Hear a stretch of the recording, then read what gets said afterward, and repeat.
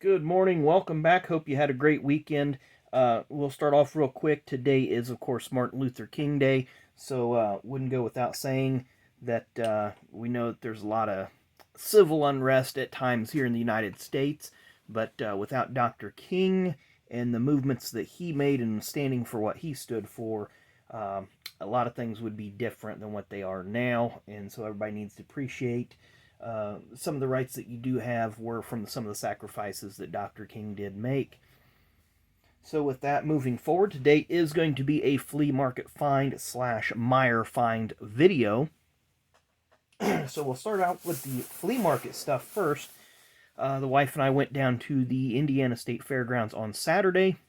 Had a great time down there. I think we were for about three and a half hours walking through both pavilions. I'm going to say there's about 600 or 700 just random booths, and it is the Indiana Garage Sales, what it is titled, and that's what it is. It's literally people bring junk. There are commercial booths there, and then there's some that are happily in between. Of course, I stopped off at a lot of the vendors that had diecast and sports cards.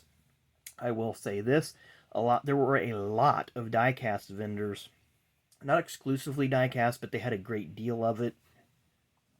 I'm going to say there's probably at least 8 to 12. I didn't get an exact count, but at least 8 to 12 booths, which is a lot for this type of an event. And most of the booths had really, as far as the diecast, had super prices. The card booths, on the other hand, let's just say that they wanted far north of eBay comps.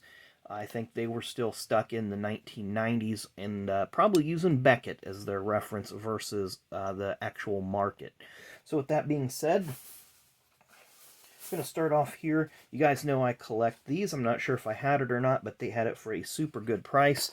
One of the 1990, this is actually 95 Premier Edition, so I probably don't have this one. Jeff Gordon, it is stamped with the serial number 15,912. Don't know how many of these there was actually produced, but there's at least 15,912 of those produced. Then we did get a nice Jeff Gordon 187th hauler. Of course, it still has the original sticker on there. I've tried to peel it off, but I don't want to peel off any of the paper. And there was a vendor that actually had quite a few of these haulers. Let me see what I got here. I don't see this driver's stuff very often. When I do, I'll pick it up. Wally Dallenbach Jr.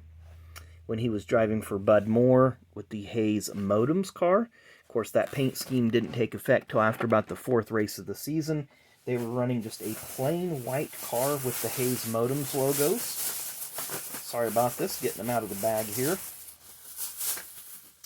We have a Steve Grissom, 1993 Grand National Champion, but this, of course, is 96 when he was driving the Diamond Ridge WCW car. There is a little dust on there. I'm going to need to do a little bit of cleaning. That does come off of there, so I'm just not taking the time to take me a nice damp or soft cloth and clean that out. Dale Jarrett, also the same thing, one of these 187th scale rigs. I believe it's 187th scale because the 164th scale are the bigger rigs. I don't know if I have this one or not. If not, I've got 2 of them now. A nice action-packed card inside with the Dale Earnhardt, the 95 Brickyard Champion. Let's flip that around so you can see the back. It's made by, thought it was funny, action-packed trading cards and action diecast. So we're putting the word action in both sense of the definition there. And then the last of this first batch, 1992 Grand National Series driver Jeff Gordon when he was in the Baby Ruth car. And look how big those wheels are. Those are just obnoxious. So I'm going to hit the pause button, get this cleaned up, and then we're going to start with the second batch of diecasts that I picked up this past weekend. And poof, through the modern marvels of today's technology, we got everything all cleaned off here, and we're ready for round number 2. Came across several booths, of course, more different diecasts here. This is from the Matchbox Superstar Series.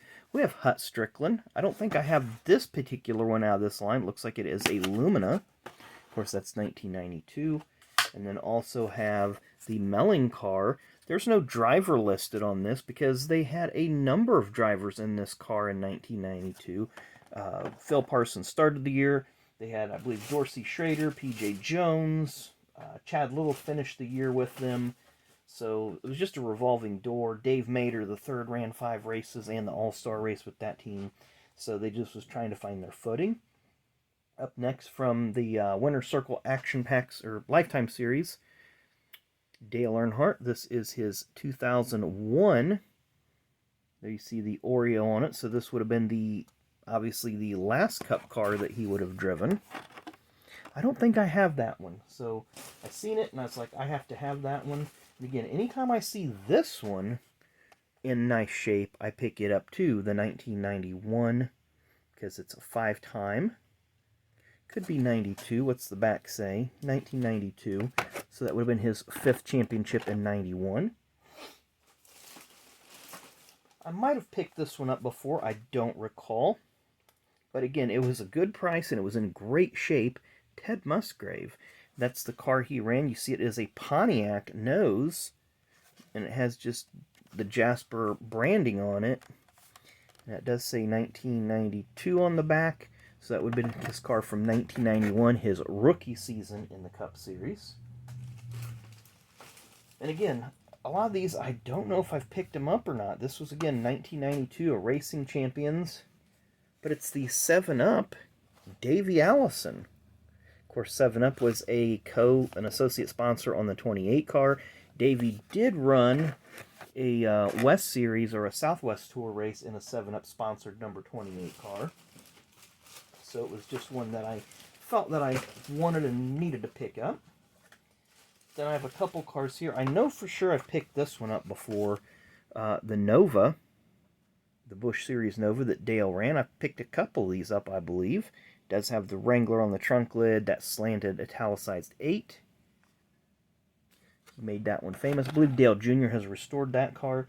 And this one is another Busch Series car. This is the Fastback Monte Carlo that he would have ran in 88 and 89 till he switched to the 3 in the middle of 88 or late 88. There was a incident. He came to a track with the 3 on the car, and another driver who had been running 3 for years, Mike Porter, also came to the track with 3, and Porter eventually switched to 35 because I think Earnhardt probably gave him a little money and said, hey, I'd like to run the 3, just kind of a branding thing. But there you see the 8. What's that say? Fisher Engineering. It's not, that Fisher Engineering is not on the trunk lid. But if you see here, it says Daytona 500. That is not correct. If you look on the back, and it says right here, the Grand National Division race. So that would have been the Busch Series race. You can see the Busch Series stickers where they'd be right there. So the card does have an error on the front of it. Got a couple more die cast. I do not have this one, and I thought, okay, that's pretty cool. And I thought it was like a reverse Earnhardt scheme, but I looked at it a little closer. It is Dale Jr. And what's it say, number 4 or 5? So it's the 96 GM Goodwrench. Dale raced this car in the late model stocks at Myrtle Beach. So a very cool Dale Earnhardt Jr. diecast. I don't know if I have that one or not. Like I said, it was a really good price. And then the last 2 diecast I picked up were a couple of Adam Petty's. There's number 1 and number 2. Again, great prices on these items. I wanted to just add to the collection. Some of these are probably going to get hung up on the wall, and some will get put in storage totes just so I can hang on to them. I do have one other flea market item. I did pick up another box, 1992 Black Max. Again, had a pretty good price on it, and I was factoring in what it would cost me to get it on eBay with shipping and so on and so forth. So I'm happy with what I paid for this. I'll probably do, I don't know, be fun just to do a live stream, just to rip the whole thing, just to see what we get out of it. But it was a lot of fun doing the previous rips. So I'm going to hit pause one more quick time. And we are back to wrap up the last part of the video here. We got some few things that I picked up at Meijer. So you can probably hear them rattling around here. Got a few Hot Wheels here. Nothing spectacular. 44 to pick up. I guess we'll stand that up. It's not going to hurt anything. Then I did get 2 of this one. The 52 Hudson Hornet. Of course, that is kind of a combination of the original Fabulous Hudson Hornet that was ran by Marshall Teague and the other drivers in the early time of NASCAR, as well as the character in Cars. What was his name? Doc, I think? I can't remember. It's been a while since I've watched that movie. Danny, you'd know what it is, because you know all the Cars characters. And then, got a Matchbox. What's this? A Ford Custom 300. And then a Dodge Swept. Does that say Swept? Yeah, Swept side pickup. But that's not it. I did grab the last 2022 Panini Prism Blaster. So I think we're going to rip this tomorrow. We'll either do this tomorrow or Wednesday. So been seeing a lot of good things about this blaster. I've been seeing a lot of people pulling some Dynamite cards out of there. So we hope we can continue that stretch of people pulling some really good things.